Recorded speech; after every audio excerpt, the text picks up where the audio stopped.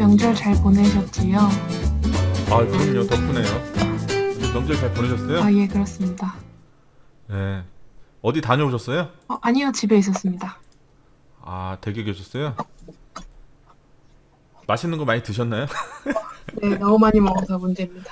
이거 저도, 이거 등치가 안 그래도 큰데 이게 큰일 났어요, 지금. 그러게요. 코로나가 생각보다 너무 오래 가네요. 안 끝날 것 같아요. 아, 위드 코로나 뭐 이런 거 얘기해야 될 것 같은데, 진짜 하긴 해야 될 것 같은데, 그 10월 달은 좀 시기상조인 것 같고, 11월 달부터 뭐 가능하지 않을까, 뭐 이런 생각 하는데요. 어떻게든 그 빨리. 비디오가 안 되는 건가요? 저 키려고 하고 있는데요. 네. 오랜만에 줌 써봐가지고 잠시만요. 그 하단에 보면 하단 왼쪽에 아, 됐네요. 네. 안녕하세요. 안녕하세요. 어디세요 지금? 저 집이요. 야, 집에 뒤에 뭐예요? 그럼 냉장고예요? 장롱입니다. 아, 장롱이에요? 네, 옛날 스타일이어가지고. 옛날 스타일이면은 저희 어머니가 쓰던 자개장 이런 것만 생각해가지고, 그거보다 굉장히 뭐죠? 삼성에서 요새 커스터마이징 해가지고 나오는 가구, 뭐죠? 가전, 뭐라 네, 그러지? 옛날 가전. 비스포크 같아요. 네. 그 혹시 네, 제가 The Age of AI 관련해서 네. 영상을 올려놨는데 좀 보셨나요? 예, 맞습니다. 되게 인상 아, 깊어요. 제가 궁금한 게요. 네. 혹시 제가 올려놓기 이전에 이 다큐멘터리를 알고 계셨는지 어, 아니면 처음입니다. 올려놔서 아신 거예요? 네. 어떠셨어요? 솔직한 소감이. 제가 처음에 느꼈던 거랑 비교하려고. 어, 보통 AI라고 하면, 예. 이렇게 물리적인, 막, 자동차나 아니면 지금 예. 영상에서 보여준 것처럼 약간 네. 물리적인 것보다는 저는 약간 결정 판단에 도움을 주는 방향으로 되게 네. 많이 생각했던 것 같아요. 예를 들어서 뭐 배민 애플리케이션이나 아니면 네네. 투자자들이 이용하는 인공지능이나 네. 이렇게 네. 결정에 도움을 주는 쪽으로 생각했었는데 요 네. 지금 이 다큐멘터리 같은 경우는 사람들의 물리적인 한계를 약간 뛰어넘게 해주는 네. 방향으로도 그가 좀 조명한 것 같아가지고 저 개인적으로 네. 이제 그 부분이 인상적이었고요. 네. 음, 그 사람들의 AI를 또 하나의 재밌던 파트는 네. 지금 인공 다리를 이용하시는 분이 네네네. 기계가 고장났을 때, 내 다리가 한 번 더 부러진 것 같았어요 라고 했을 때에, 나의 일부로서 이 기계를 생각하고 있다라는 거 한편이랑, 네. 그리고 그 카레이싱을 할 때는 카레이서들이 결국은 인공지능의 판단을 따르지 않잖아요. 자기의 직감 때문에. 그래서 네네. 그 부분에서 아직 이 인공지능이라는 거를 믿지 못하는 상황이랑 되게 배치돼서 서로 이게 네. 그 상황이 좀 대조적이라고 생각이 들어가지고 인상이 네. 깊었고요. 저 네. 개인적으로는 회사에서 인공지능을 이제 쓰려고 하는 부분이 있는데요. 네, 업무에요? 업무에서. 그래서 네. 본사에서는 영어로는 이제 자연어에 대한 번역이랑 뭐 인공지능이랑 연계가 되게 잘 되어 있나 봐요. 그래서 네. 인공지능이 회사의 일상적인 부분을 많이 커버하려고 하고 있는데 한국은 네. 그게 한국어의 번역 문제도 있고 그리고 네. 저희가 축적된 경험이 적다 보니까 그거를 글로벌에서 하고 있는 걸 똑같이 적용하는데 좀 되게 어려움이 커서 네. 한국에서는 오히려 인공지능을 도입하면서 사람들의 되게 잔업이 되게 많이 늘어나 있는 지금 상태예요. 그래서 그래서 요게 미국에서는 되게 활발하게 진행이 되는데 그만큼 한국이 따라잡으려면 또 어떤 네. 노력들이 필요할까? 이런 생각 네. 들었습니다. 아까 말씀하셨던 그런 부분 중에서 이게 제가 거기다 본문에다 뭐라 써놨냐면 세 번째 에피소드라고 써놨거든요, 거기다. 그러니까 세 번째 에피소드라는 거는 첫 번째, 두 번째가 있는 거고, 당연히 뭐 나머지 이 시리즈가, 그러니까 이게 총 8편짜리예요. 네.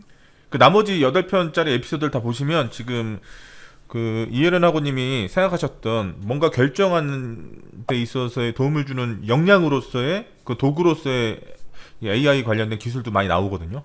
저는 이거 처음에 딱 보고 깜짝 놀랐습니다.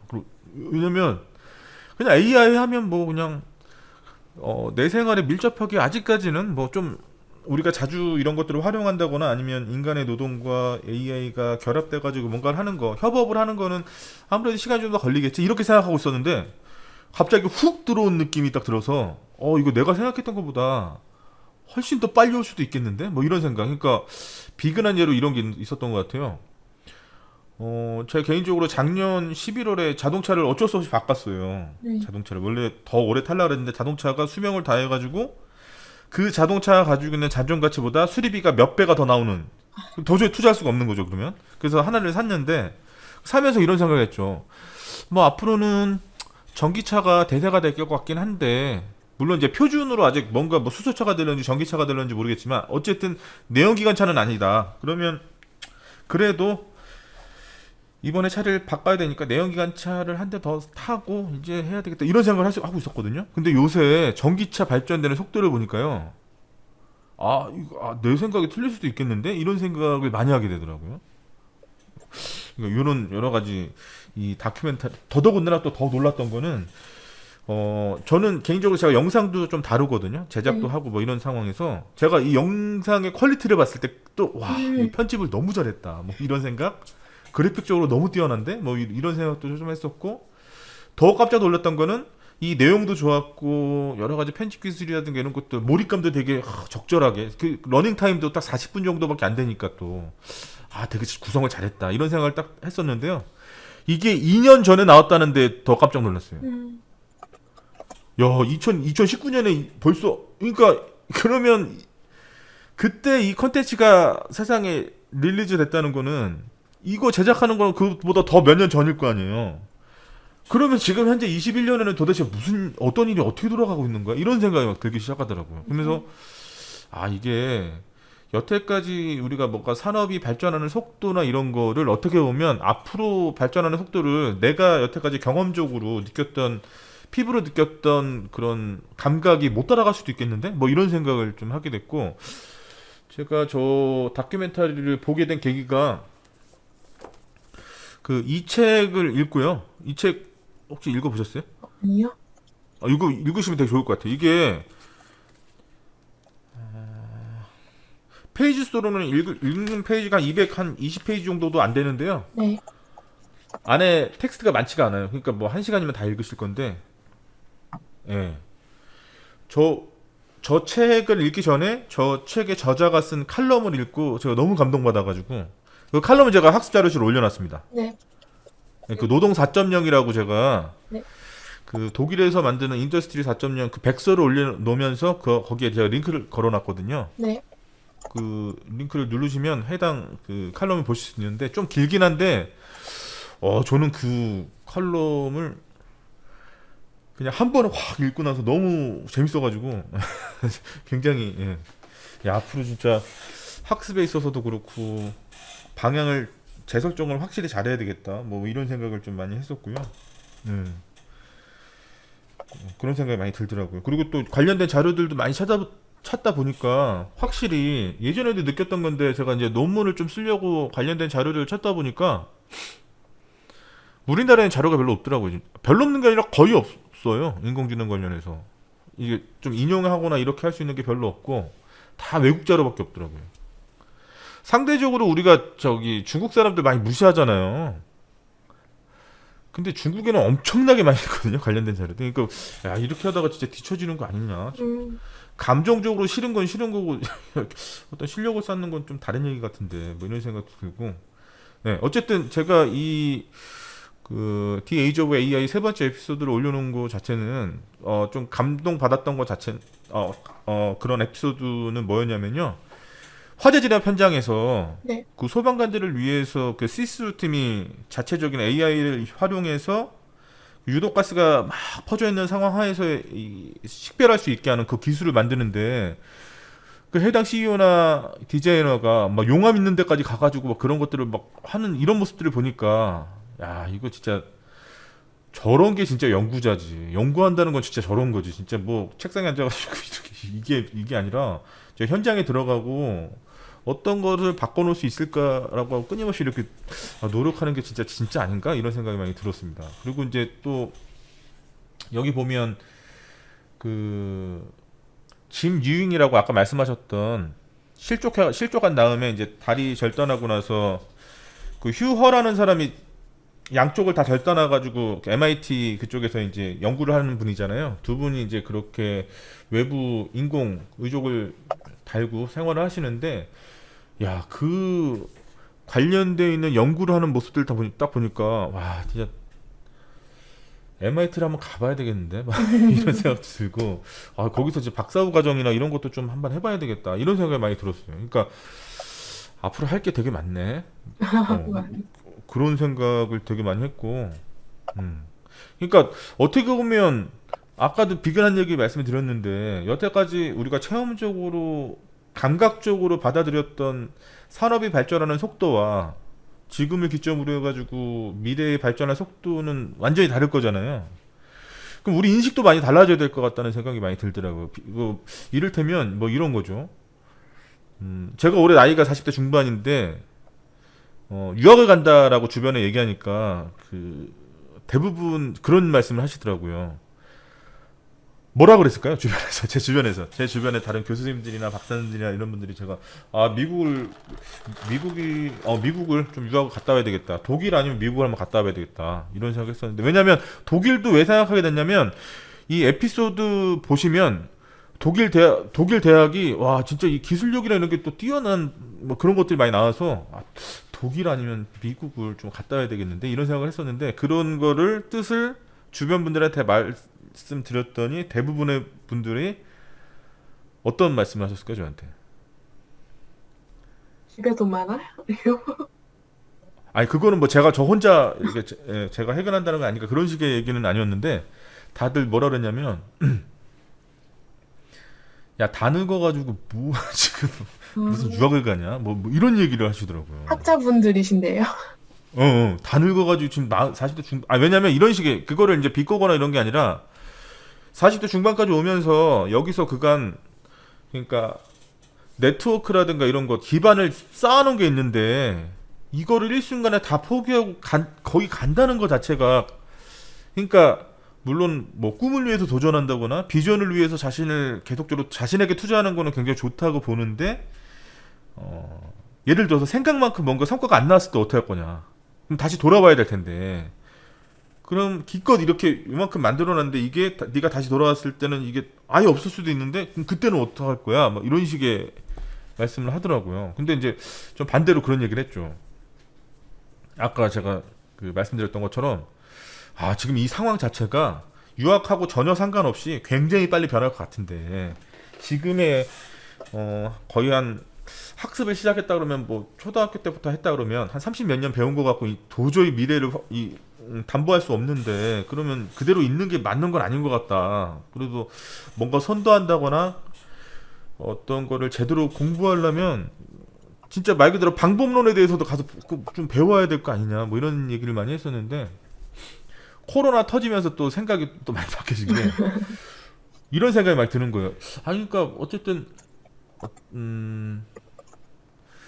실증주의에 의해서 실제로 뭔가 해보려고 하는 그런 연구라면 물론 당연히 가야 되겠는데 그게 아니라 뭔가 기반을 더 다지고 어떤 제가 방금 전에 말씀드렸던 학습에 있어서의 방법론을 더 구축하는 것 자체는 안 가도 여기서 할 수 있을 것 같은데 뭐 이런 생각이 또 들기도 하고 그리고 또 이런 자료나 이런 것들이 굉장히 많이 발달돼 있어가지고 저희 교수님 세대나 이런 분들이 유학을 다녀오셨을 때는 그분들 말에 의하면 현장에 가야지만 이게 취득할 수 있는 데이터가 있었다. 근데 지금은 그런 게 아니지 않냐. 소위 말해서 언어만 되면 영어나 뭐 독일어나 일본어나 이런 것들만 되면 뭐 얼마든지 다 볼 수 있는데 뭐 굳이 왜 거기까지 가냐 뭐 이런 얘기 하시는데 제가 점점점 거기에 설득되고 있습니다. 아 맞는 것 같다. 왜냐면 이제 그 최근에도 오늘 제가 1차 접종을 했거든요. 코로나 화이자 몸 백신을 괜찮으세요? 맞았는데 네. 네? 몸 괜찮으세요? 뭐 전혀 아무 이상 없어가지고 좀 어, 약간 기분이 좀 그런데요. 왜냐면 조금 몸에 그 반응이 조금 있는 게 좋은 거라 그러더라고요. 근데 다음 날에 조금 그렇더라고요. 첫날에는 괜찮다가. 아, 1, 2차 다 하셨어요? 전 1차만 했어요. 아.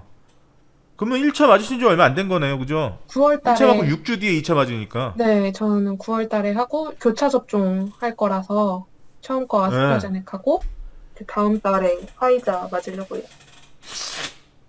그 괜찮을까요? 교차 접종에도? 네, 그게 더 감소되는 좀 길게 좀 안 맞고 싶어가지고 어. 화이자는 방어율은 되게 높은데 그게 빨리 그 유지되는 기간이 되게 짧다고 들어서 어. 네, 그러면 우리 저기 이해론 하고님은 네, 지금 일상생활에서 업무하시거나 아니면 뭐 업무가 아니더라도 본인 취향에 의한 어떤 걸 하실 때 네. 인공지능에 기반한 어플리케이션이라든가 그런 도구를 좀 사용하는 게 있으세요? 어, 업무에서는 저희 예전 구매 리포트를 보시잖아요. 네, 그런데 저희는 이제 본사에서는 구매 인공지능 프로그램을 써서 네, 기존의 데이터를 다 옮기고 앞으로의 트렌드 예측을 인공지능을 써서 하고 있고요. 네, 그리고 이게 초기 단계 인공지능이긴 한데, 이제 전표를 복사를 해서 본사 쪽으로 넘기면 그 네, 전표를 포스팅하는 걸 지금까지 다 사람이 해주었다면 지금은 네, PDF의 형태로 가면 거기에서 이미지랑 글자 추출해서 바로 네, 그 ERP 시스템에 올려주는 프로그램을 이용을 하고 있는데 이 부분에서 네, 이제 한국어에 대한 인식률도 떨어지고 한국어는 네, 워낙에 이렇게 좀 영어 쪽의 문화랑 글자에 비교해서 약간 네, 정확성이 떨어져요. 예를 들어서 영어권에서는 이미 인보이스와 피오 간의 글자가 똑같이 매치되어야 된다는 합의 같은 게 있어서 발주서가 예를 들어서 뭐 물품 A로 나오면 계산서도 물품 A로 발행을 해주는데 한국은 시스템상으로도 물품 A라고 적혀 있는 걸 물품 A라고 읽기도 어렵지만 네, 이용하시는 그 사장님들께서 네, 계산서를 발행해 주실 때 이 발주서랑 똑같아야 된다라는 개념이 아직 확실하지가 않으셔요. 그래서 그냥 네, 10월 주문 외에 하나 이렇게 통합해서 올려주시니까 전혀 인공지능 네. 쓸 수 없는? 별 의미가 없네요. 네. 인공지능 갖고 뭐 하는 의미 자체가 별로 없는 거네요. 네, 그 환경에서는 그래요. 근데 또 본사 입장에서는 한국이 워낙에 조그마기 때문에 이 조그만 마켓을 위해서 따로 독립된 프로그램을 쓰거나 사람을 고용해줄 이유가 이 사람들 입장에서 없는 거예요. 우리는 어, 쓰고 있는데 거기에다가 거래처가 맞춰줘야지 하는 방향인 거고 한국에서는 아직 이런 게 익숙치 않다라는 걸 계속 회사에서 어필해야 되는 거라서 그게 약간 인공지능을 도입하는데 어려움이 있었고요. 저 네, 소방관 보면서도 제가 너무 먼 미래를 생각하는 건지 모르겠지만 예전에는 네. 이제 전화번호부 친구들 거랑 가족 거 다 외우고 다녔는데 저희가 휴대폰 그렇죠. 들고 다니면서 다 있잖아요. 그래서 안 지금까지 외워지죠. 네, 맞아요. 지금까지 그런 네, 전문가들이나 아니면 엔지니어들이 손이나 경험으로 익혔던 것들을 네, 계속 가지고 가면서 신기술을 받아들일 수 있을 것인지. 신기술이 너무 편하고 유용하고 그리고 그걸 습득하는 데에 대한 시간도 되게 짧잖아요. 그래서 그거를 이용을 하다가 그런 걸 이용할 수 없는 상황이 됐을 때, 그러니까 이런 상황이 정말 작겠지만 그런 상황이 있을 때 그런 컨벤셔널한 방법을 이용하시는 분들이 계속 있을 것인지.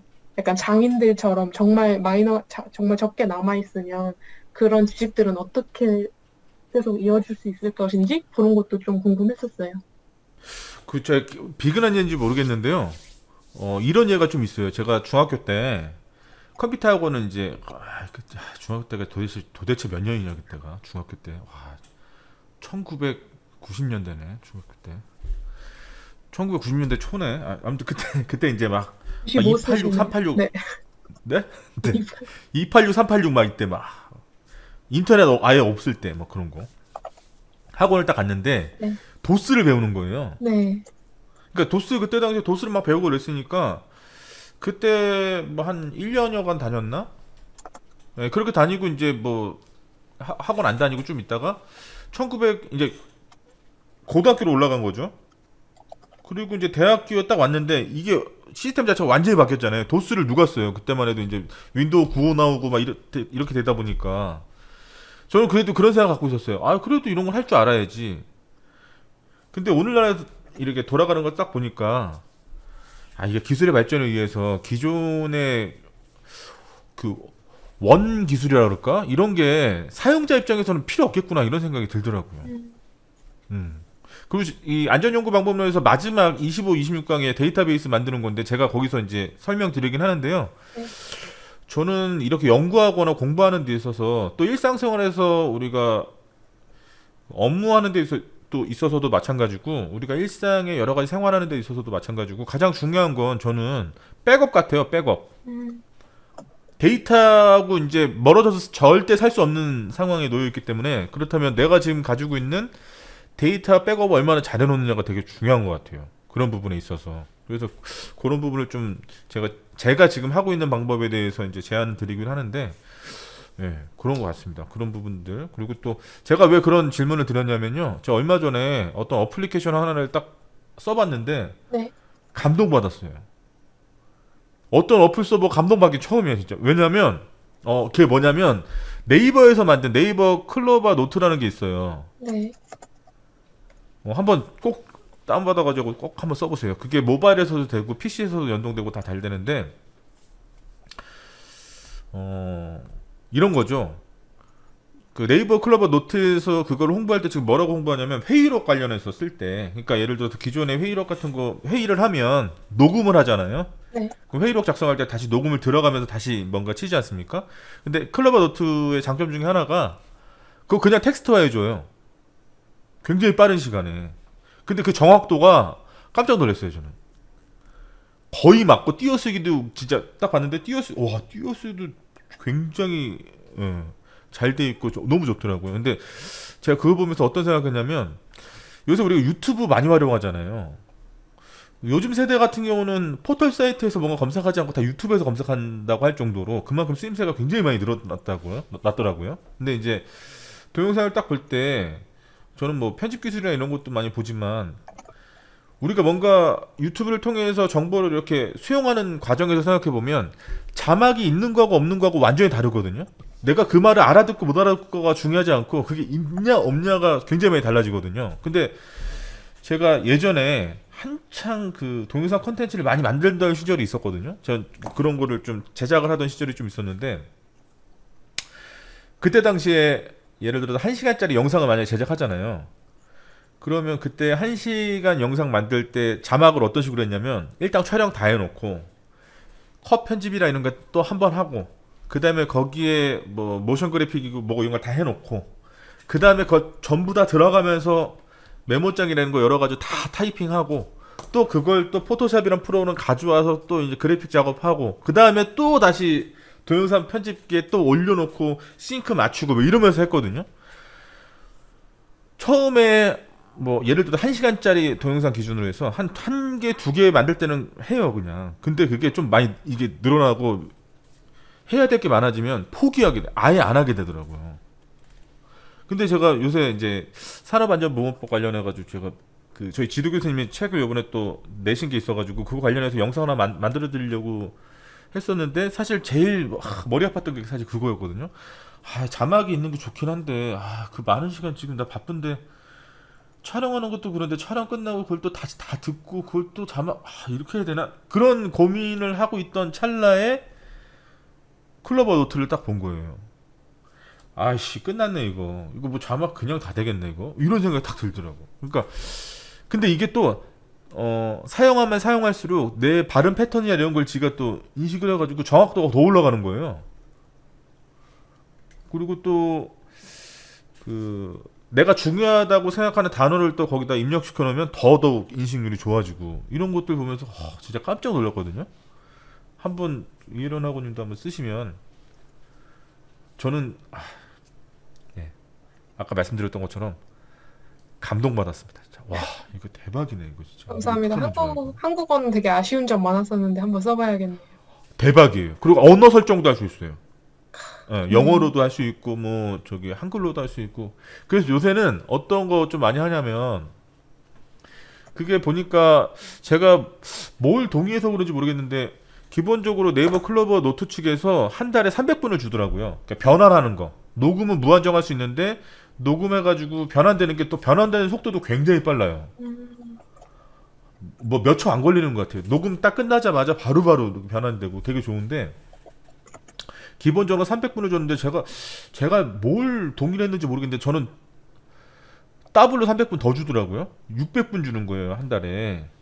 그 요새 그래서 저기 차에 운전하면서 그날 생각나는 어떤 그런 것들 있잖아요. 일기 쓴다고 생각하고 오늘은 며칠이고 오늘 무슨 일을 했고 막 그러면서 그거 쫙 한 30분 정도 녹음하잖아요. 그러면 집에서 잠자기 전에 이게 텍스트로 쭉 나오니까 예전 같으면 그 녹음한 거 30분 녹음했으면 30분 다 들어봐야 되는데 이게 텍스트를 한 방에 확 나오니까 그냥 금방 이렇게 보면서 다시 이거 요런 부분은 굉장히 말을 잘했네. 이거 괜찮네. 이거 좀 써야 되겠네. 이렇게 또 되더라고요. 또 누구랑 중요한 얘기할 때 이건 예를 들면 어떤 사안에 대해서 내가 누구를 인터뷰를 하는데 이거 내가 반드시 정리를 잘해야 돼. 뭐 그럴 때 잠깐 이렇게 딱 켜놔도 인식률이 너무 좋아서 굉장히 좋더라고요.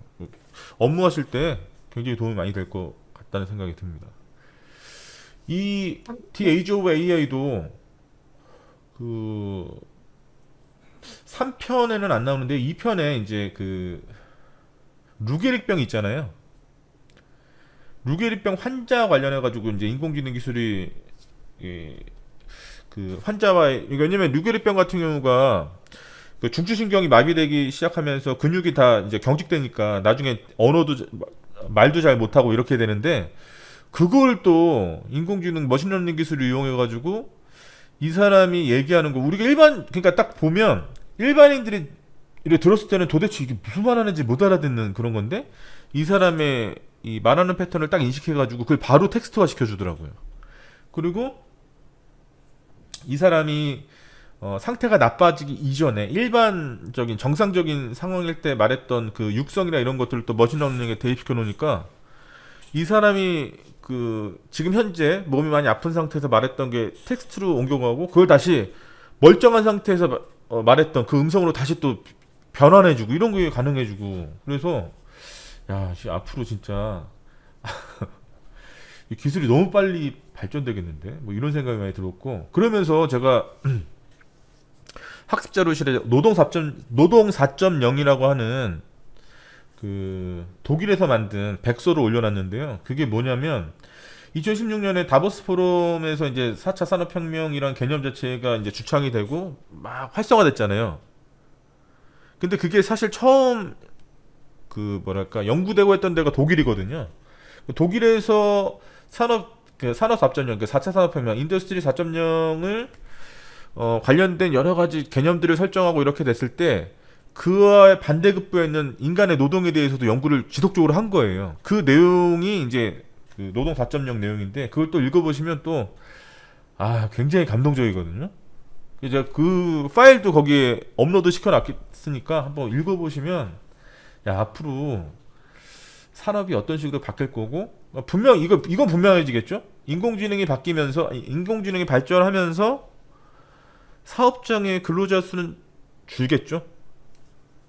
오늘도 뉴스 보면서 그런 게 나오던데 저는 한 번도 이용해 본 일은 없는데 이제 편의점이 무인 시스템이 많이 점점 더 늘어나고 있잖아요.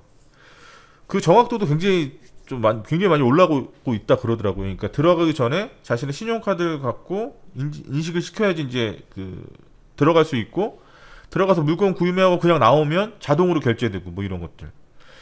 그러면서 누군가는 또 그런 얘기 하더라고요. 야 앞으로는 진짜 편의점 알바들도 다 없어지겠네. 이러면 진짜 뭐 사람이 일할 수 있는 게 별로 없겠네. 뭐 이런 얘기를 막 하더라고요. 그거 얘기하면서 제가 2008년도인가 2007년도인가 갔던 어떤 강연회가 생각났어요. 그때 어떤 강연회를 갔었냐면 구글드라는 책을 그때 당시에 2007년도였던 것 같아요. 2007년도에 구글드라는 책, 그러니까 구글에 관해서 깊이 있게 연구한 미국의 대기자 켄 올레타라는 사람이 쓴 책이에요. 근데 그 책을 딱 읽었는데 뭐 오늘날의 구글은 뭐 장난 아니지만 그때까지만 해도 마이크로소프트보다 막 이제 성장을 했어야죠. 어쨌든 2007년도에 구글드라는 그 책을 막 읽으면서 야, 놀랍다. 이게 진짜 그런가? 싶어가지고 그 켄 올레타라고 하는 그 미국의 대기자가 우리나라에 방문 왔다는 거예요. 그래서 제가 신청을 해가지고 갔어요. 갔는데 강연이 다 끝나고 이제 질의응답 시간에 어떤 누군가가 그런 질문을 했어요. 자기가 도서관 사서인데 당신이 쓴 구글 드라는 책 내용에 보면 앞으로 이러이러한 기술들이 발전하면서 이제 구글의 여러 가지 기술들, 그 애플리케이션의 개발이라든가 이런 것들을 통해서 그러면 사서라는 직업이 없어질 것 같은데 그게 과연 맞냐? 그게 그런 기술의 발전이 인간이 가지고 있는 어떤 노동력을 착취하는 게 맞냐? 이런 식으로 질문을 하더라고요, 그 사람한테. 근데 그분이 대답하는데 이렇게 얘기하더라고요. 그건 대세다. 이게 시대적 흐름이기 때문에 그걸 누가 거스를 수가 없다. 진짜 그 이후에 도서관 사서라는 직업들이 많이 없어지고 있지 않습니까, 지금? 저희 학교 도서관만 가도 사실 사서는 별로 없죠. 그, 알바하는 학생 몇 명 있지. 나머지는 우리가 너무나 손쉽게 뭐 교보문고나 이런 데 가도 거기 일하시는 분한테 뭐 책 어디냐고 안 물어보잖아요. 그냥 바로 검색해가지고 뭐 어디 코너에 몇 번째 선반에 어디에 뭐 책이, 그럼 진짜 가면 거기에 진짜 책이 있고 이런 식으로 되는 게 오늘날에 있을 때 2021년 현재도 딱 보면 우리가 눈에 보는 대부분의 직업들이 많이 사라질 것 같다는 생각도 많이 들고 실제로 강화학습 이렇게 얘기하면서 거기 이 교수가 그런 얘기를 하거든요. 이 그 The Age of AI 보면 앞으로 병원이 사라질 거다. 그런 얘기를 하거든요. 동의하시나요? 이 두 번째 에피소드를 보면 그런 내용이 나와요. 예를 들어서 그 당뇨병 합병증으로 인해 가지고 그 뭐냐 시력이 완전히 없어지는 걸 뭐라 그러죠? 아, 갑자기 단어가 생각 안 나네. 전맹. 그러니까 네, 아무튼 저기 당뇨 합병증으로 인해 가지고 이 신경. 안구의 시신경이 손상돼서 시력을 완전히 잃는 환자가 전 세계 4억 명 정도 되는데 그 중에서 약 7천만 명 정도가 인도에 산대요. 인도의 어떤 의료체계나 이런 시스템이 너무나 낙후되어 있기 때문에 사실 그 질환 자체가 그렇게 치명적인 게 아닌데 조기에 발견하면 그걸 예방할 수 있는 여러 가지 뭐 의학 기술이라든가 이런 게 발전해 있음에도 불구하고 인도라는 나라 자체가 그런 어떤 검사하는 시스템 자체에 대한 여러 가지 사회적인 어떤 이런 것들이 잘 되어 있지 않기 때문에 그걸로 인해서 실명하는 사람들이 굉장히 많다는 거예요. 근데 그거를 그 강화학습 시스템이랑 머신러닝 시스템을 이용해 가지고 구글에서 그런 시스템을 만든 것 같아요. 그러니까 실제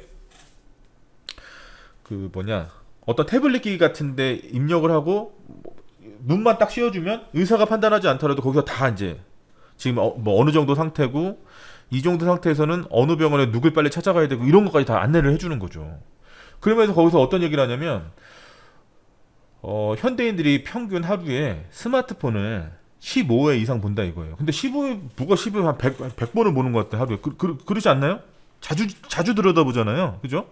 근데 만약 그렇게 될 때 이 그 스마트폰에 있는 카메라 센서를 통해서 어쨌든 아이폰이나 이런 거 최신형 같은 기기 같은 보면 다 그 터치 아이디나 이런 게 아니라 다 페이스 아이디로 다 인식해가지고 잠금 해제를 하지 않습니까? 이렇게 보면서 이 카메라 센서를 이용해서 이 사람의 생체 시스템을 분석을 한다 이거죠. 앞으로 인공지능 기술을 통해서. 그러면 이 사람이 지금 면역 체계의 어느 부분이 어떻게 취약해져 있는 상태고 빨리 어디 가서 무슨 검사를 받아야 되고 이런 것들 다 안내해 준다 이거예요. 그러면서 얘기하는 어떤 주장이 앞으로 병원이 사라질 거다. 왜냐? 우리가 일상생활 하는 데 있어서 핸드폰을 계속 볼 수밖에 없고, 그러면 매번 이렇게 볼 때 여기서 지속적으로 그때그때마다 계속 관리를 하면, 그러니까 오늘날에 지금 코로나나 이런 것들도 이런 조짐이 보일 때 개인의 어떤 생체 능력이나 이런 것들을 분석을 해가지고 미리미리 대비해 줄 수 있게 이런 것들이 가능해진다. 뭐 이런 것들이 그런 얘기를 하더라고요. 그런 거 보면서 되게 소름 끼치더라고요. 저는 개인적으로. 야, 그런 생각도 할 수 있네, 진짜. 그렇지. 핸드폰을 쓸 수밖에 없는데, 핸드폰을 그렇게 많이 눈을 본다면, 이런 기술 자체 인간의 어떤 생체 능력을 인식할 수 있게 카메라 센서가 발달한다면 정말 그럴 수도 있겠다. 조기에 질병을 캐치해내고, 그러니까 사실은 모든 질병이란 게 조기에 이것을 발견하느냐 못하느냐의 싸움 아닙니까 사실은, 그죠? 야, 그럴 수 있다면 진짜 굉장히 많은 부분이 달라질 수 있겠네. 뭐 이런 생각이 많이 들었고, 그리고 또 이 8부작 중에서 제가 평상시에 생각지도 못했던 에피소드도 굉장히 많이 나와요. 어떤 피자 브랜드 같은 경우는 사람들이 주문할 거를 미리 인공지능 시스템 해가지고 가늠해서 그만큼 만들어 놓고 이동하면서 판매하고 이러다 보니까 일단 재고나 이런 게 쌓이지가 않고, 그러니까 그만큼 누수되는 게 엄청나게 줄어드는 거예요. 그렇게 되다 보면 또 아까 말씀드렸던 것처럼 결국 그러면 또 노동력이 더 많이 줄어들 것 같은데 뭐 이런 생각도 굉장히 많이 들고, 반대급부로 그러면 산업 현장에서 근로자들이 계속 줄어들 건데, 그와 반면에 그러면 남아있는 사람의 어떤 역할이나 책임 이런 건 더 커질 수밖에 없겠네. 왜냐면 그 사람이 판단 잘못해버리면 완전 이상해지는 거잖아요. 이게 큰 중대재해가 일어날 수도 있는 거고. 자, 그런 걸 보면서 이런 거죠. 이런 것들을 아직 내 주변 상황에서 내가 체험할 수 없다. 내가 나하고 결부시켜서 생각해본 적이 단 한 번도 없었는데, 이런 것들을 다 보면서 전 개인적으로 이런 생각했어요. 언어가 그래서 되게 중요하다. 그래서 그 전에는 언어를 얘기할 때 어디가 얘기할 때 그런 얘기했어요. 오늘날에 우리가 데이터를 모을 때, 우리가 데이터하고 정보는 다른 거잖아요. 데이터를 기점으로 해서 내가 판단해서 뭔가를 만드는 게 정보라 그러면, 이 데이터를 기존에는 소수의 집단이 그러니까 예를 들어 그래서 유학을 가는 거죠. 그런 독점하기 위해서 유학을 가서 그 데이터를 나만 갖고 있고 그걸 나만 쓰면서 그걸 경제적 가치로 환원해놨던 건데, 오늘날에는 그게 불가능하지 않습니까? 인터넷이 발달됨으로 해서. 근데 누군가는 그런 얘기를 하더라고요. 그러면 데이터를 대부분 다 인터넷에서 얻는데, 인터넷의 대부분의 데이터가 어떤 언어로 되어 있느냐? 그 누가 통계낸 거 보니까 55% 이상이 영어로 돼 있더라고요. 그러면서 그러니까 영어를 해야 된다. 한국어로는 몇 프로 돼 있을까요? 그러니까 인터넷에 있는 데이터가 총 100이라고 했을 때 한국어로 된 데이터가 몇 프로 정도 될까요? 인터넷 공간 안에. 8, 13. 83이요? 8이요, 8. 8%? 네. 8%? 13%? 될까요? 저도 깜짝 놀랐는데 0.4%인가 밖에 안 돼요. 영어가 55%고, 뭐 중국은 인원이 워낙 많으니까 뭐 중국어로 된 자료가 훨씬 더 많았고, 어쨌든 그래서 영어를 해야 된다 이렇게 제가 계속 얘기했었거든요. 왜냐면 우리가 영어를 안 하고 한국어를 고수한다는 거는 이 엄청난 무한한 데이터의 바다에서 그냥 0.4%만 난 보고 말 거야라고 하는 것밖에 안 되는 거고, 영어를 해야 55% 이상 보는 거죠. 근데 오늘날에 제가 여러 가지 막 공부하면서 그 내용이 조금 바뀐 게, 언어를 할 줄 알아야 되는데 언어는 두 가지로 나눠서 할 줄 알아야 됩니다. 첫 번째가 아날로그적인 언어죠. 그러니까 영어나 이런 것들은 당연히 할 줄 알아야 되고, 디지털 언어를 또 할 줄 알아야 된다고 생각해요. 프로그래밍 언어를 해야 되겠더라고 이게. 그러니까 소비자로서 똑똑하게 이용하는 것도 이용하는 건데요. 제가 이제 개인적으로 이제 동영상 제작을 좀 할 줄 아는데, 제가 그 기술을 배우려고 뭐 많은 데 가서 뭐 이제 뭐 배웠죠. 근데 제가 그 디자인 과정을 들어가서 배울 때 초창기에 딱 마음 먹은 게 있어요. 어떤 걸 마음 먹었냐면, 어떤 디자인 과정을 딱 들어갔어요.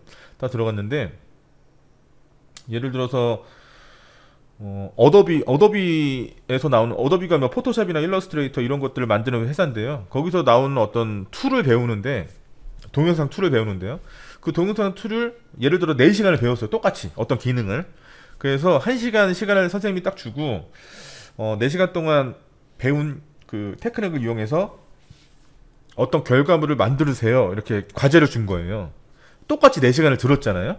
그리고 제가 뭐 그런 거 할 때 딴짓하고 안 그러거든요. 되게 머리가 별로 안 좋기 때문에 굉장히 집중해서 듣거든요. 그리고 딱 듣고 해야 되겠다 해서 막 하는데, 1시간 뒤에 결과물을 딱 보는데 좌절을 했습니다. 엄청나게. 왜냐면 본인은 기계치라고 소개했던 홍대에 다니는 어떤 저보다 나이가 열 몇 살 어린 여학생이 만든 결과물이 말도 안 되게 제가 한 거하고 완전히 말도 안 되게 다른 거예요. 그러니까 이거는 뭐 비교 대상이 안 돼요.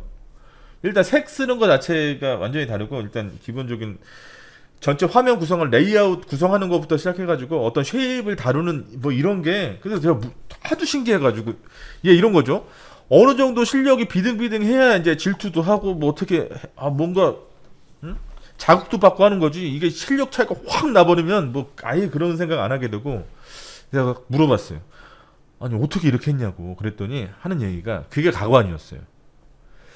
제가 그랬거든요. 왜 이런 색깔을 썼고 왜 이런 오브제를 넣었어? 이렇게 얘기하니까 그 친구가 저는 이제 그런 상상을 한 거죠. 색깔의 조합이 어떻고 뭐 오브제는 뭐 이렇게 했을 때 이렇게 해야지 뭐 원근감부터 뭐 이런 거 막 얘기할 줄 알았거든요. 근데 그 친구가 하는 얘기가 이렇게 하는 게 이뻐요. 그게 끝인 거예요.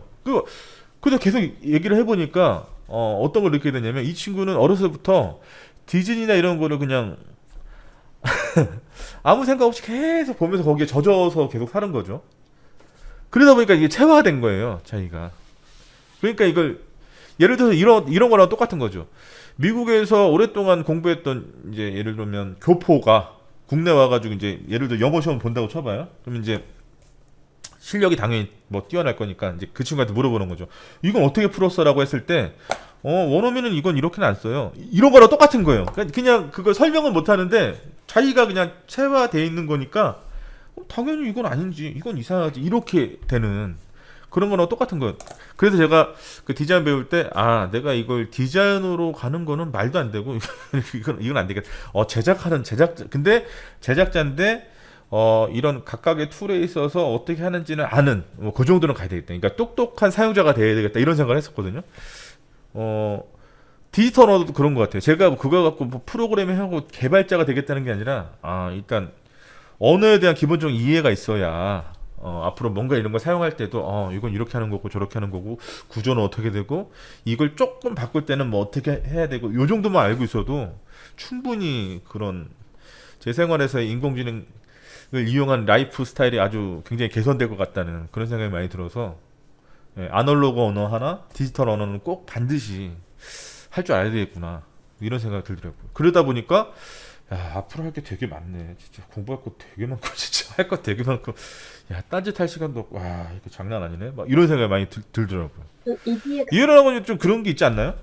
네, 저 EDX 통해서 파이썬이랑 CS500이라고 해서 컴퓨터 사이언스 수업 있어요. 그래서 EDX 들으세요? 네, 그래서 음. 컴퓨터 사이언스 듣고 파이썬 들었는데 제가 실생활에서 쓰는 데이터의 양이 그렇게 많지가 않다 보니까 이 파이썬을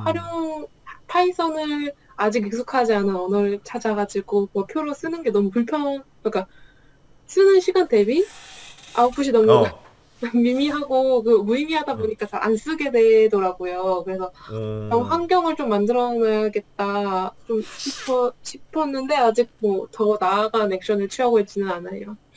야, EDX 그 영어 그 강의 그대로 들을 정도면 영어 상당히 잘하시네요.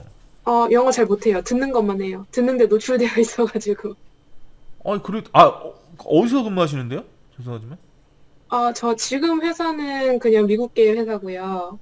학교 네. 다닐 때 그 국제학 배웠었는데 그 교수님들께서 다 미국 분들이셔가지고 오. 야, 영어 잘하시는구나. 말은 못해요. 그래서 듣기만 하고 있는데 네, 컴퓨터 사이언스가 저는 약간 학교에서 공부할 때도 방법론 쪽을 너무 안 다뤄본 거예요. 친구들 이제 SPSS 할 때도 그쪽은 안 다뤘고 R 배울 때도 그쪽을 전혀 저는 그쪽으로 갈 일이 없겠다 하고 약간 방치해둔 거라서 데이터베이스 프로그램도 그런 기회가 많았는데. 네, 그래서 지금 약간 해야 되는데 하면서 방치하고 있는 상태였는데 오늘 말씀 듣고 다시 한번 또 의지를 다잡고 시작해야겠다 아유, 생각이 드네요. 뭐 그까지 뭐 하면 되죠. 네. 근데 그게 네. 앞으로 살면서 그게 그냥 뭐 필요 조건이 아닌 것 같아요. 필요 충분 조건이지. 무조건 해야, 그러니까 똑똑하게 살려면 그게 반드시 필요한 것 같아요. 저는 제가 딱 느꼈을 때 뭐 예를 들면 이런 거잖아요. 지금 게시판에 올리는 뭐 이런 것도 예를 들면 이게 소스 코드 이용해 가지고 올리는 거 별거 아닌데 할 줄 모르면 이제 그러니까 다른 교수님들이 그런 거 이거 어떻게 올렸어 이렇게 얘기가 되는 거죠. 근데 그게 사실 뭐 그게 뭐 HTML까지 알 필요도 없지만 조금 잠깐 뭐 요 정도 좀 다룰 줄 알면 다 할 수 있는 거잖아요. 그런 게 그런 거 같이 저는 똑똑한 소비자가 되기 위해서는 그런 게 좀 필요하지 않을까 뭐 이런 생각도 많이 하고 그리고 또 제가 그 코로나 있기 전에는 매년 미국 가서 이제 교육도 받고 오고 막 그랬었는데 제가 그렇게 가서 공부해 보면 미국의 그런 어떤 뭐랄까 일단 배려가 굉장히 많이 배려해 준다 이런 느낌 많이 받았어요. 저는 개인적으로 미국이라는 사회에서 뭐 그러니까 예를 들면 미국의 오샤 산업안전보건청 교육을 듣잖아요. 예를 들면 제가 뭐 밀폐용과 관련된 교육을 듣는다 그러면 4일 정도 듣거든요. 그러면 나머지는 다 거기 이제 원어민이고 저 혼자 외국인인데 아무래도 뭐 대화하거나 이게 잘 안 될 거 아니에요. 아무리 제가 막 노력한다 그래도 근데 그거 갖고 누구 하나 이상하게 쳐다보거나 뭐 저한테 이렇게 좀 이렇게 뭐 그런 걸 좀 주거나 이런 사람 하나도 없었고 그 인스트럭터 자체도 제 이제 딱 보고 제가 이해 못하는 것 같으면 그 언어의 레벨을 계속 낮춰가면서 설명을 계속 해주더라고. 근데 그거 갖고 주변 사람들이 아무도 뭐라고 안 그러고 예. 그리고 또 그 분위기상 예, 서로 대면에서 뭔가 대화를 나누거나 이렇게 했을 때도 우리나라 같은 경우는 뭐 얘기하다 보면 뭐 꼭 그런 거 물어보잖아요.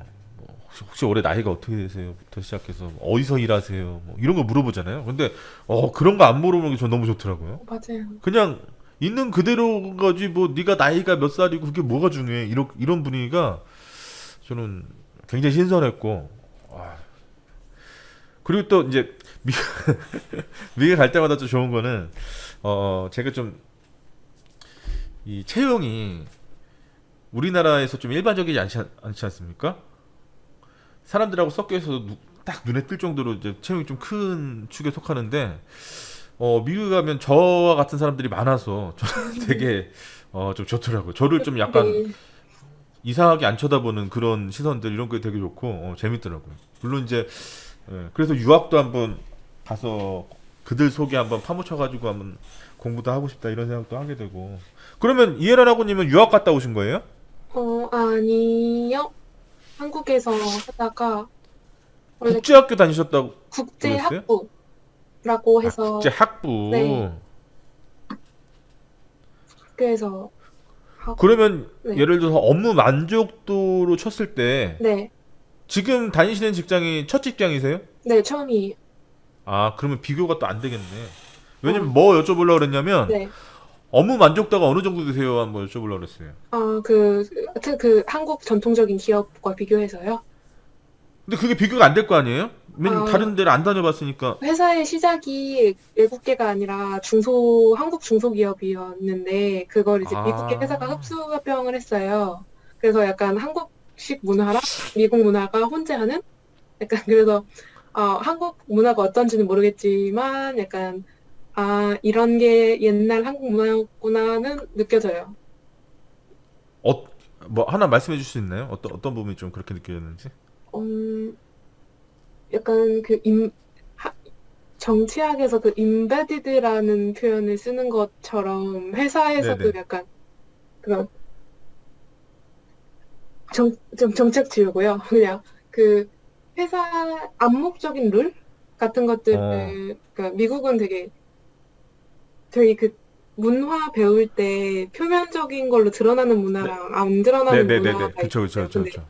한국은 정말 그 고맥락 문화라고들 하시는데 그게 네. 정말 심한 것 같고요. 그래서 음, 내가 내가 원하는 게 있으면 그걸 겉으로 드러내지 않고 그 팀원들이 그걸 알아채 주는 것 또한 능력이라고 여기시는 부분들이 좀 큰 것 음, 같고요.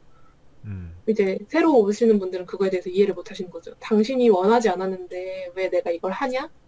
이런 그쵸, 그쵸. 부분들이 이제 충돌하고 있는 부분이고요. 그리고 뭐 되게 잘게는 호칭 문제부터 있어요. 저희 미국계 회사라서 영어 닉네임을 쓰는데 그쵸. 그걸 닉네임을 쓰고 님자를 떼기가 어렵다. 그러니까 영어 아니 닉네임에 닉네임 쓰고 뒤에 님자를 어떻게 붙여요?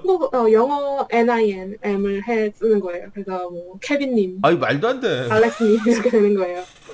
아니 그냥 마크면 마크이고.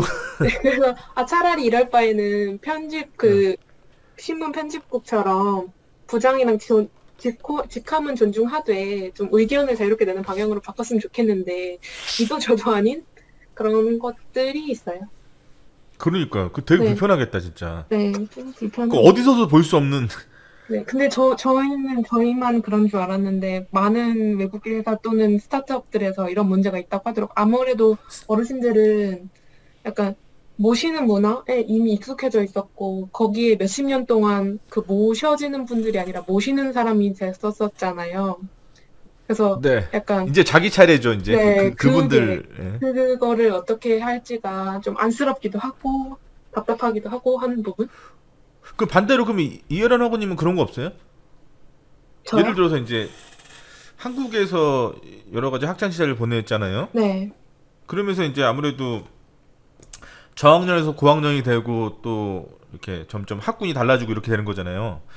그러면서 내가 후배 때 선배한테 그렇게 하고 그게 당연한 건데 얘네들은 왜 제멋대로지 뭐 이렇게 생각한 이거 비근한 예가 안 될 수도 있는데요. 뭐 예를 들면 저의 개인적인 걸로 따지자면 저는 이제 육군사관학교를 지망했었거든요. 예전 어렸을 때부터 초등학교 때부터 중학교 때까지는 되게 그런 마인드였어요. 진짜요? 네, 네, 약간 거기가 나랑 잘 맞는다고 생각했고 그런 문화가 편했다고 느꼈다가 고등학교 거치고 고등학교 기숙사에서 있었어요. 근데 기숙사에 있고 대학교에 국제학부 오면서 여기에는 정말 다양한 문화의 친구들을 갑자기 이제 만나게 된 거예요. 그러면서 완전히 네. 이거 뭐 내가 변해야지 이게 아니라 이게 맞는 거구나라는 생각이 들어서 대학교에는 또 위계 같은 거를 그런 거를 따지는 선배들 보면 약간 저희가 다 약간 무시해야 한다고 해야 되나? 그렇죠, 그렇죠. 언제적 걸 하고 있나 이런 분위기가 있었어서 네. 지금 제가 요새 네. 들어서 많이 그 얘기 듣는 것 중에 하나가 이런 거 있어요. 그러니까 대기업에서 네.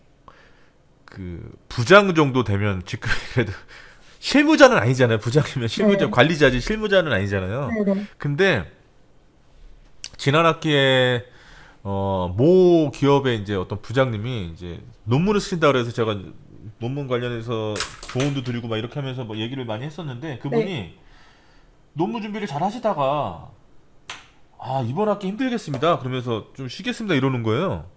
그래서 제가 왜요? 아니 이렇게 해서 쭉 하면 되는데 왜 쉬세요? 그랬더니 하는 얘기가 실무자가 다 그만둬가지고 제가 실무 일을 해야 된다는 얘기예요. 저희도 많이 그래서 그래요. 제가 중소기업도 아니고 대기업이 왜? 그랬더니 하는 얘기가 그런 얘기 하더라고요. 요새 친구들은 뭐 힘들게 준비해가지고 대기업에 들어오고 이런 거 다 떠나서 뭐 1년 딱 돼버리면 그냥 그만둔다고. 뭐 예전에 우리야 뭐 가정도 있고 뭐 가장이라는 책임감에 이렇게 어떻게 해서든 버티겠지만 지금은 전혀 그런 거 없다 그런 얘기 하더라고요. 그 얘기 듣고 저는 좀 저도 그래서 그 얘기 들으면 그런 생각했어요. 나도 좀 9세대일 수 있겠는 게 나는 그게 너무 이해 안 가는 거예요. 그리고 또 하나의 어떤 경험이 예를 들어서 이런 게 있어요. 제가 저희 학교 앞에 자주 가는 카페가 있는데 이게 개인 카페예요. 개인 카페인데 알바생들이 이제 바쁜 시간대 알바생들이 같이 있잖아요. 지금 그 매니저님이랑 이제 알바생이랑 같이 있는데 그날 비가 왔나 그래가지고 원래 그 알바생이 오전 11시부터 오후 2시까지 3시간 일하는 거예요. 근데 비가 막 오니까 12시쯤 돼서 막 분배해야 되는데 사람이 별로 안 오가니까 그 친구가 가겠다 그러는 거예요. 집에 가겠다고. 저는 그거 보고 너무 이해가 안 돼가지고 아니 집에서 어쨌든 일하러 왔는데 3시간 일하고 이랬으면 손님이 적든 많든 해서 돈을 벌어가야 되는 거 아닌가? 근데 얘기 나눠보니까 생각이 완전히 그 시간에 내가 딴 거 하면 되지 내가 왜 굳이 이런 생각을 하는 거예요. 얼마 전에 또 누가 기간제 무슨 일을 하는데 이제 기간이 끝났대요. 그래서 그러면 어떤 일 하려고 알아보냐고 그랬더니 안 알아보는데요? 그, 에? 안 알아본다고요? 왜 안 알아봐요? 그랬더니 아니 그 뭐야 저기 실업급여 5개월 정도 나오니까 그리고 그거 받으면 생활하면 되고요. 그리고 미국 갔다 오려고요. 한 3개월. 이런 얘기를 딱 하는 거예요. 아, 이게 생각이 좀 많이 다르구나 이게. 거기서 또 오는 그런 게 좀 있더라고요. 이해를 하고님은 그런 경우는 별로 없을 거 아니에요? 뭐 그죠? 그만두거나 하는 거요. 그런 아니 그러니까 아까 아니 그게 아니라 아까 제가 느꼈던 것처럼 그렇게 예를 들어서 3시간 일하기로 격세지 뭐 했으면 세상이 변하는 걸 느낀 그 어어어 뭐 새로운 뭐 새로운 어어어 세대가 온다.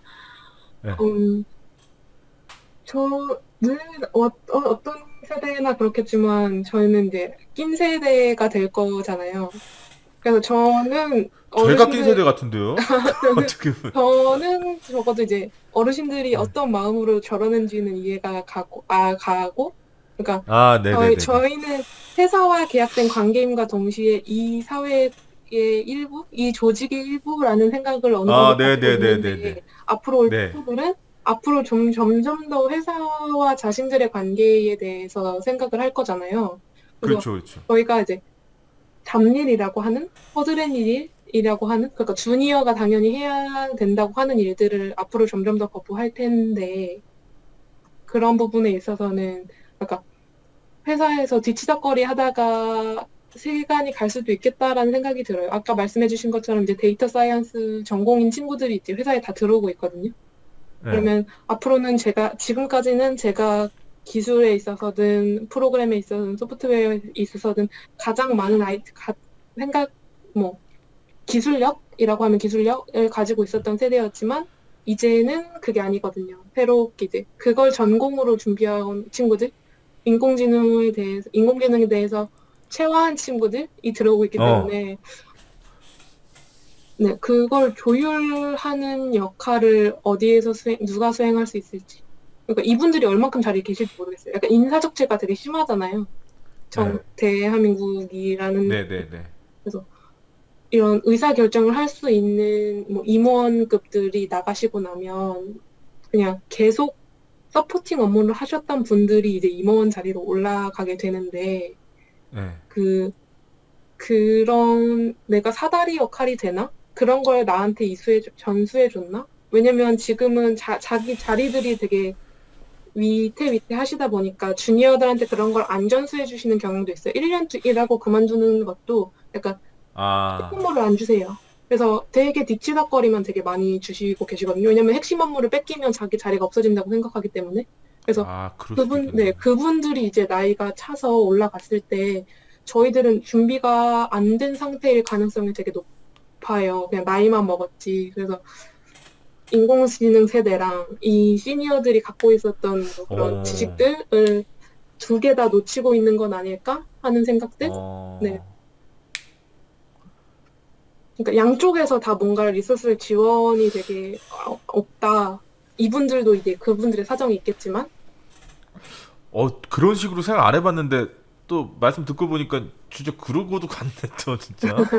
왜냐면 그분들은 그게 자기 핵심 어떤 존재 가치라고 생각하니까 절대 안 가르쳐 줄 거 아니에요. 네, 예전에는 그런 게 없었잖아요. 왜냐면 당연히 이건 내 회사고 내 조직이고 이런 게 있었는데, 이제 네. 그분들이 불안해지다 보니까 저희는 이제 안 달란 거죠. 약간 컨설팅 업체인 것처럼 약간 컨설팅 업체에서 2, 3년 구르면서 배우고 그 다음에 이제 내가 내 회사를 차릴 수 있는 거잖아요. 이게 작은 이제 굳이 컨설팅이 아니어도 이제 회사에서도 마찬가지일 텐데 네네. 그런 걸 못 하고 있으니까 좀 답답한 느낌 같은 게 있어요. 그러면 제가 아까 질문하려던 거 다시 한번 해볼게요. 그러면 네. 그거는 뭐 그 전에 다른 회사 다닌 거하고 상관없이 업무 만족도가 100이라고 쳤을 때 몇 정도 되는 것 같아요? 업무 저희는 교육 프로그램이 되게 많아서 한 네. 80%는 되는 것 같아요. 그러니까 인간 교육 프로그램이 많다는 건 뭘 말씀하시는 거죠?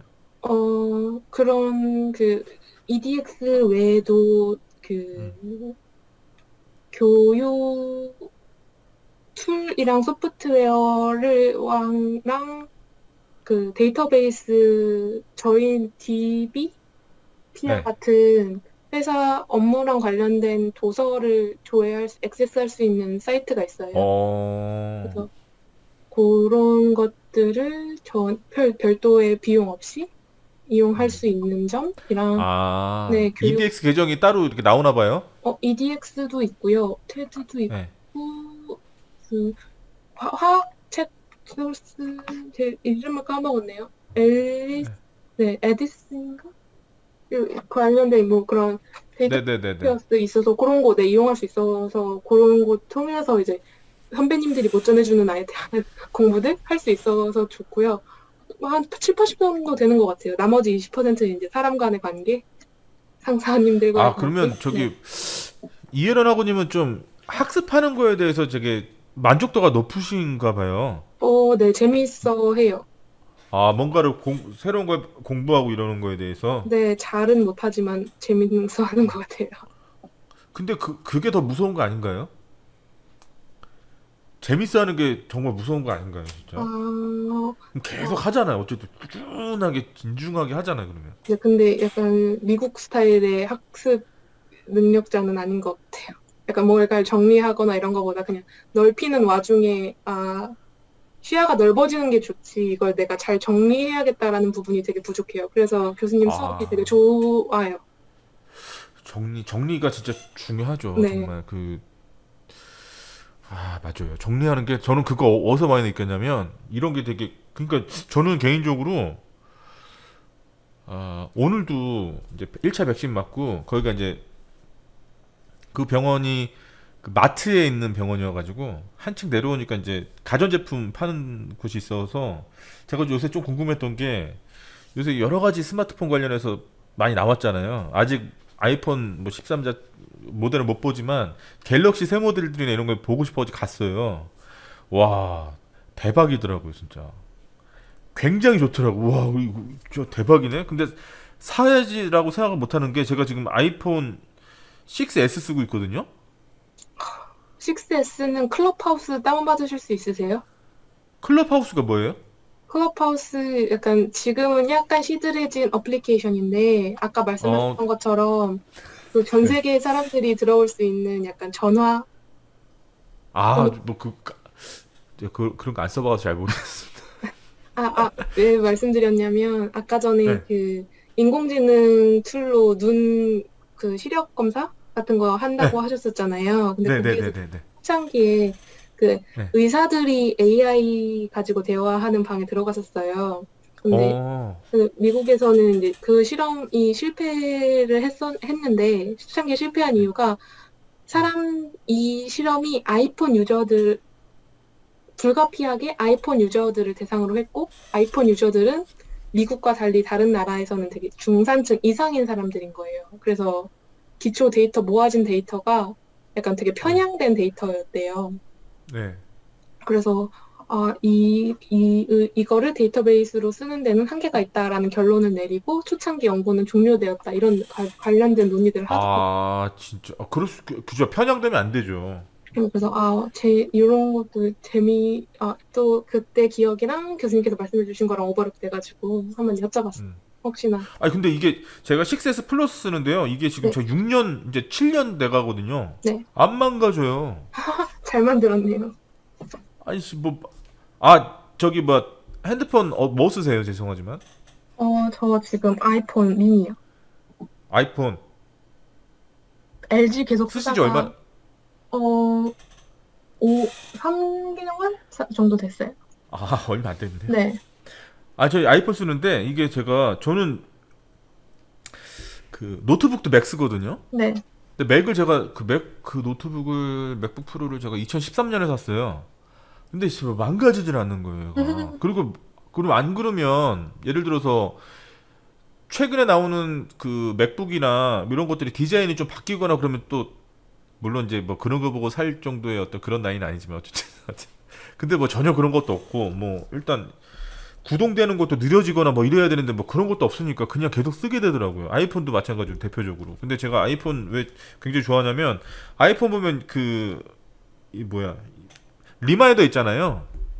저 이거 굉장히 자주 쓰는데 이거 쓰기 시작하면서 뭔가 안 놓치게 되더라고요. 이렇게 내가 그 전에는 뭐 수첩이나 이런 데막 적어놓고 그때마다 막 이렇게 했었는데 이 리마인더 쓰니까 일단 알람 설정해놓고 그러면 뭐 얘가 알려주고 그러면 안 까먹고 다 하게 되고 이렇게 그런 게 저는 굉장히 좋아서 이 강의실의 학습 자료실 같은 경우도 다른 거 이렇게 보고 있다가 이거는 좀 올려주면 좋겠다 뭐 이런 것들도 그냥 생각만 하고 있으면 그냥 놓치고 잊어버리고 시기를 벗어나 버리면 아이 못 올렸네 넘어가고 그러는데 이거 다 이렇게 저장해놓고 이렇게 되면 바로바로 또 찾아 쓸 수 있게 되고 하니까 되게 그런 부분이 되게 개인적으로 굉장히 좋았습니다. 아무튼 리마인더 써야겠네요.